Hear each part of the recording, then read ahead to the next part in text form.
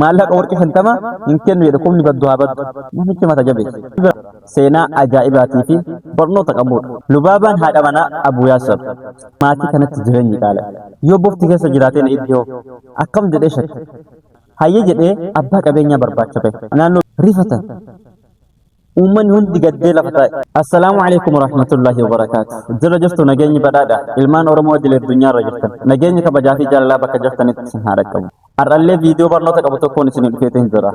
Seenaa ajaa'ibaatii fi barnoota qabudha. Haga xumuraatti yoo hordoftan waa irraa barattan. Seenaan keenya akkanatti jalqaba. Maatii tokkotu ture. Abuu Yaasirii fi Lubaabaan. Lubaabaan haadha manaa Abuu Yaasir. Abuu Yaasir abbaa ilmaan torbaati. Isaa waliin nama 9. Akkana osoo jiraatanii iddoon isaan jiraatan Makkaadha. Biyya Makkaa kana keessa Makkaan akkuma beekamu biyya horsiisee bulaatii fi akkasuma biyya daldala garaagaraati malee wanti qotanii lafarraa argatan hin jiru. Uummanni waggaatti hajjii keessatti yeroo tokko gisee uummanni hajjiif garas dhufuu fi ammallee umraadhaa dhufe wantoota garaagaraa daldalatanii jiraatan. Kana jidduutti maatii kanatti jireenyi qaala. Jireenyi itti ulfaata. Lafti caamee beelladaan isaan qabanis jalaa dhumate. Sawwali wanti isaan qabanis qotatanii ooruu irraa waan eegatan hin qaban. Jireenyi itti ulfaatee waan godhan wallaalan. Daa'imman rakkina namaan beekan. Isaan ammoo rakkatan. Garaan rakkina namaan beeku. Si beela. Yoo beela hin nyaatu si gaafata. Yoo qabaattes yoo dhabaattees wanti inni si hubachuu danda'u hin jiru. Kana waliin ilmaan xixiqqoo beel'oosuu hin dandeenye jiru. Kana jidduutti waan godhan dhaban. Hadha yoo argatan nyaatanii boru beela oolanii jiraatan. Hojii barbaadan argachuu hin dandeenye. Asii achi zooran. Hin dadhaban. Osuma mana deebi'anii tatta'anii gaaf tokko Lubaabaan abbaa manaa isii kanaan yaa Abaa Yaasir gabbaateeti maaliif waan hin barbaadu? Mee gabbaati waan nu barbaadi riskii wayii maatii kana uumaan dhallee afaan hin jiifan nuuf jikoottuu jetteen. Innillee hayii jedhee manaa gabbahe. Manaa gabbahee hojii barbaadaa oolee naannee hojii argachuu hin dandeenye. Galuuf dadhabee manni waa inni galaafisa eegala. Inni waan itti galuun hin qabu. Waan godhu wallaalee gaddee ofirra gattaa'e. Yoo gattaa'u fuuldura isaatitti gaaddisa wayiitu. Gaaddisan jalatti boorsaa wayii arge. Boorsaa argee jennaani asii fachi ilaalee boorsaan kun maali jedhee dhiyaate. Boorsaa kana banuutti ka'ee yoo bofti keessa jiraateen iddoo akkam jedhee shakke. Erga shakkee booda itti dhiyaatee sodaataatuma addaan bane. Yeroo addaan banutti maallaqa warqii 1,000 achi keessa arge. Maallaqni warqii 1,000 kun yeroo ammaa kanatti doolaara biiliyoonatti waan lakkaa'amuu danda'udha. Arge gammad fiigaa eegal. Mana dhiyaatee yaa Lubaabaa jedhani. Lubaabaan haadha manaa isaati. Maali jettee itti gabbaate? Erga isin itti gabbaate osoo isitti hin himin yaadate.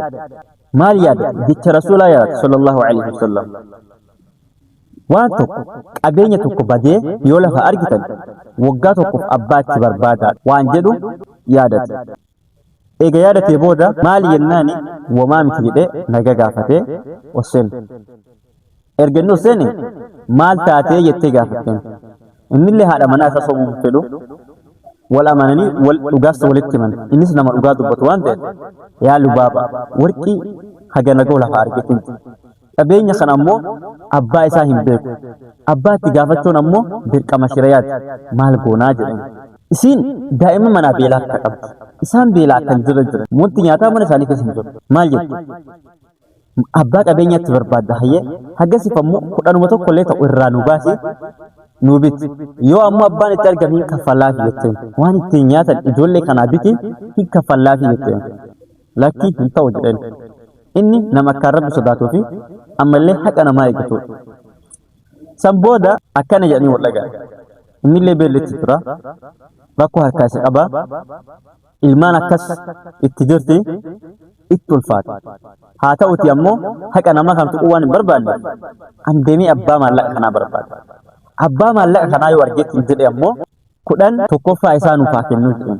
11 isaa jechuun harka 9 fudhatee harka tokko nuuf haa kennu. Maallaqa warqii 1,000 kan 900 fudhatee 100 nuuf haa kennu akkasuma wal dhageenneeti namicha qabeenya isaa deebisna nulli ammoo saniin maatii keenya qarqaarraa jedhe wadhaga haadha manaa keenya hayye jedhee abbaa qabeenyaa barbaacha bahe naannoo beektii kana dhaqe yoo deetti dhaqu yaa ibaadallah yaa gabroota rabbi boorsaa maallaqa warqii kumaa of keessaa qabu namni argitan deebisa mindaan keessa rabbi biraa jedhan wamaan baan irra deebi'ee gaafa achi itti baheeti jaarsi maal jedheen abboo makkaani lafa beelaati yeroo kana caamatu jiru namni horsiisee bulaa wanti inni qotatee oorruu irraa eeggatu hin jiru kanaaf abbaan qabeenya kana argate sa'aatii kana rakkoo isaa harka qabachuu dandeetti kanaafuu harka kudha keessa harka akkasii kenna naagalchi jedhiin akkasii atillee qabeenya harkee argattee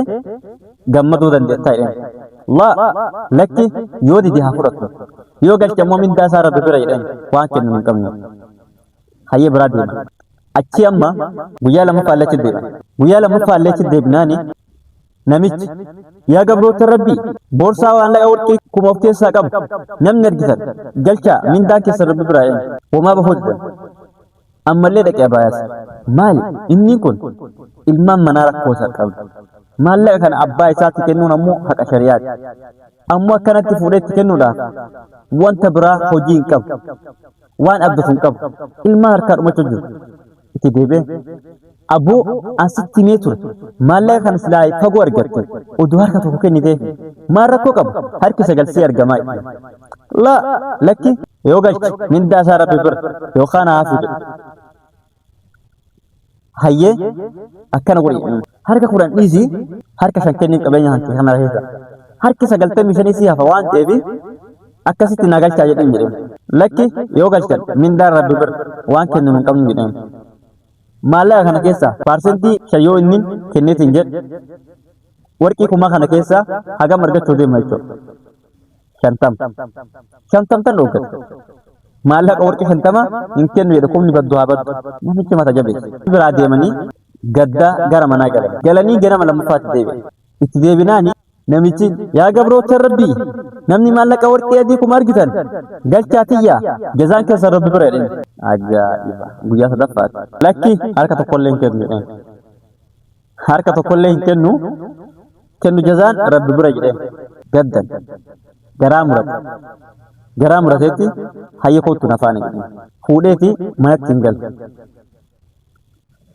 manatti hin galeetti itti agarsiise yoo itti agarsiise kan Allah maallaqii jedhe irra kufate nagaa hattillee hin jenneen balbalatti qaqqajeele galatoomillee hin jenneen rifatan uummanni hundi gaddee lafa taa'e maaliif maallaqa kudhanillee yookiin takkallee yookiin isaanii badha kiiloo qabdi waan tokko ittiin bitatanii arra nyaatanii bulan waan ta'eef gaddan waan godhan qabanii bire harka qabuun nan haqa namaati dhiisanii fudhatee deeme namni amma seenaa kanu himu nama caalimaati caalimtichi kun maal jedhe anillee gaddee bira hafi jedhe bira dhaabate osoma maatii kana ana kana ijaallaalu namichi daqiiqaa muraasa booda deebi'e abaayaa sir jedhe yaa naman jedhaa osanii amma mumaatu isa hafi jedhee dallangaa maaliif harka kudhan dhoggate harka shan dhoggate harka tokko dhoggate namni akkamitti wooma adda argeefillee maallaqa warqii takkallee oduu namaa kennin maallaqa kana qotee deematu itti dhagaa fuula dallasuutiin maaltu safe jennaani aboo abbaan kee abbaa qabeenyaa ture maallaqa warqii kana 3,000 dhiisee du'e 2,000 naa kennee 1,000 ammoo irra faqiira namaatiif kenninaan jedhe ani ammoo wanti gara dhufeef irra hiyyeessa namaa barbaade maallaqa kana sadaqaa abbaa kiyyaa amaanaa geessu dhufe biyya tana keessa ammoo nama haga keessa rakkataa fi dhabaa hin argine maallaqa dhufuun keessan jedheeti boorsa ma'aatti kenne la ilaha illallah muhammad rasulullah laal isaan kalee maallaqa warqii kuma keessaa takka kadhatanii dhaban arra maallaqni warqii kumnanuu ka isaanii ta'e yaaddeetta osoo lakki rabbitu nu baase jedhanii maallaqa kana achi qabatanii nyaatanii haqa namaa nyaachuu jira deeynii ta'uu dandeenya osoo namichi parsentii 10 keessaa takka kennee fi biraa deeme waan biraa argachuu hin danda'an itti kenna Abaayasir gammad. Maatiin gammadee waliin jigee warreebbate. Maaliif dukkana irraa ifa rakkinna keessaa bahan dura cinqa harkaa isaan qabatu. Achi booda kootu jedheen. Namni amma aalimaa kun ka seenaa kana himu yeroo san dargaggeessa namaati. Ufiyyuu waan qabu silaa qabaadhe jedhe nama kanaa waa godhuu yaadu jedhe akka isaan rakkoo harkaa isaan qabdu. Eegasanii ammoo anaachi dhaabatu namni kun dee'ee maallaqa kan hinnaani inni ilmaan nama 9 qaba. Tartiiba nu deebisi jedhe. Tartiiba nu deebise saffitti. Sarara tokko nu deebise maallaqa kana tokko tokkoon nurra buuse. Osoo inni nurra buusu hunda kennaa maallaqni warqee dhibbi ol nu gahee jedhe jari nama 10. Dhibba nurra buuseeti ka ofiitii walitti hundi keessanuu waan keessanii fudhadhaa jedhe. Maallaqni warqii 100 jechuun miiliyoona armaati guyyaa tokkotti miiliyooneer ta'uu jechuudha. Ergasanii ammoo fudhatee hunduu maallaqa 100 gahee isaa fudhatee innillee gammadee namnichi aalimaa kunis achi deeme. Erga achi deeme booda ilmi ittiin baradhee jedha maallaqa kana. Maallaqa kana ilmi ittiin baradhee yeroo dheertuu booda ammoo hawaasa kana laaluudhaaf dhufe jedha. Yeroo an dhufu yoo maatii isaanii dhaqee dubbisu abbaan Yaasir achirraa osoo hin turin ji'oota muraasa akka du'e naa himame. Ijoolleen isaa ammoo abbootii qabeenyaa gurguddaa ta'aniiran. Dubartoonni isaa ammallee mootummoota biyyaatti heerumaniira. Maaliif maallaqa qaban? Warqii qaban. Abbaa qabeenyaa ta'an isaan jechuudha. Sadarkaa gurguddaa irra jiran.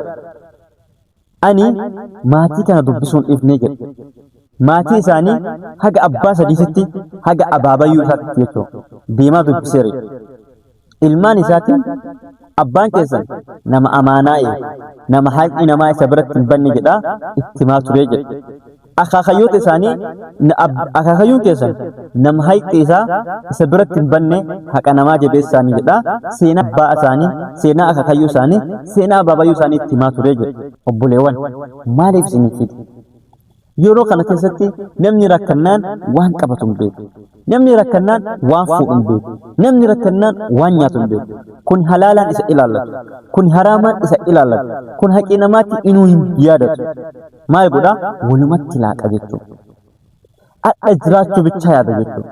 Biroo Rabbi irraa nagaa ta'an beeku jechuudha. Maatiin kun rakkateera. Garaan isaanii beela. Daa'imman manaa itti ba'uu jiru. Kana waliin haqa namichaa hin tuyyi. Tuqoome harka tokko dhooggatte jennaani qabeenya isaa guutuu deebisanii itti kennu. Rabbiinoo qabeenyuma sanuu ka isaanii taasise. Obboleewwan qanii ati sabara. Qanii ati Rabbi irra ifgatte. Qanii ati Rabbi jecha obga qabde Rabbiin karaa ati hin beekne of fuudha. Qanii ati Rabbiif jecha waan tokko dhiifte Rabbiin dachaadhaan jireenya kan keessa irraa jijjiira. Jireenya kan kee jiru fennaan Rabbi irratti hirkadhu rakkoofamoo bakka laatiin. Maaliif hin dabar rakkoon hin dabaran jiru. Addunyaan ganda rakkinnaati eeyya dhugaadha. Garuu isii boodaan bal'ina jira. Rabbiin maal jedha? Ba'da usrin yusra. Erga dhiphinnaatti bal'ina jira jedha. Erga dhabuutii argachuu jira. Erga gadduutii gammaduu jira. Erga hiyyoomuutii duroomuu jira. Erga namni si jibbuutii namni si jaalachuu jira. Erga dhiphachuu kan keetiitii hara galfachuu keetu jiru. Yaadda hin. Jireenyi si dhiphise. Jireenyi si qaala obsi. Hojii dhabdus obsi. Waan nyaattu dhabdu obsi. Ilmaantu manaa si beelan obsi. Hunduu jazaa Rabbi godha. Yoo ati irraan kan gocha gootu keessatti Rabbii kan kee eeggattee sabarte beelli kun Rabbi irraa nadhu. Hiyyuun tun Rabbi irraa nadhu. Rakkinni tun Rabbi irraa nadhu. Rabbi immoo keessaa na baase. Wallaahi Rabbiin keessaa si baase. Anaaf isinillee Rabbiin sabira akkasii numaa kennu. Nutiin kun gaa hinaafufnaa duniyaan jaalannaa hammiin kennu makiinaa gaarii Laambargiinii bitnee oofuu mana G+2 ijaaruu jireenya fooyya'aa jiraachuu magaalaa gurguddaa biyyoota alaa waan akkana kana hawwu qabrii yaadan. Duniyaan tun ammoo ganda dhabamaa ta'uu si yaadan. Rakkinni booda yoo nu rakkanne nuti akkamii yaadna yeroo rakkanne akka waan Rabbiin nu jibbee nu rakkisetti yaadna. Yoo nuti bal'ante ammoo faallasanii akka waan mala yookaan ogummaa dandeettii addaa wayii fayyadamnee duroomne of seenu. Lakki kun dogongora. Namni dandeettii ofiitiin duroomu jiru. Namni qarummaa isiitti argatu hin jiru. Namni Rabbiin jibbee isa hiyyoomsu illee hin jiru. namni rabbiin jaalate duniyaa kan nuuf ilaalu rabbiin duniyaa tana yoo si dhoggate sifata nuus dhoowwata maal sifata sabiin qabaa namni hagam rabbiin beek hiyyummaa tana ammoo hagam itti obsee rabbi irraa mindaa argataas laalu baasuu yoo rabbi namiidha jedhamu lakki qadarumaan rabbinaaf keessa na baasa jedhee irra obsaa si laaluudhaaf yoo ati duroomsillee si jaalatee rabbi qabeenya si kennu yeroo si kennutti rabbiin qabeenya sana maaf si kenna namni kun na galateeffata niimaan kun rabbi biraa naa ta'e ana yoo taasifatee akka ati jettu si laaluudhaaf si kennu jechuudha nuti gaa amalli kenna إن الإنسان خلق حلوعا إذا مسه الشر جزوعا وإذا مسه الخير منوعا إلى ربي وايك أنا يودبات إلمنا ما كن كفنو رك وادع ربي رك أمم جد إذا مسه الشر جزوعا يوهم دونك إسا تتأذن جد إفت عبدي مرد تسفى قراجي تاجيك وإذا مسه الخير يؤمه كيرين توكو تولتون توكو إسا تتأذن جد منوعا قوتنا ماتا دويننا ماتا akka wanti kun ammoo sabraa ta'e akka waan ogummaa ofiitiin dandeettii ofiitiin taasifatee walitti fakkaataa kanaaf seenaan kun isin fayyada irraa waa baratan yaadee isin fidi anaafis illee rabbi jireenya kennurraa haa jechuudha haa ta'uti ammoo sadarkaa irra jirutti obsa bareedduu rabbiin nuuf kenna haga viidiyoo biraatiin walitti deemnutti nagahan naa tura yoo viidiyoon kun isinitti tole laayikii godha akkasumallee mana kanaaf haarawataanaan sabiskiraayibii godha erga sabiskiraayib gootanii viidiyoon biraa akkasii naqabu oolii irra kaa'adha nama jaalattaniif hiriyaa keessanitti illee shorgutuun nagatina rabbi biyya keessan jaaladha assalaamu alaikum wa rahmatullaahi wa barakaatuh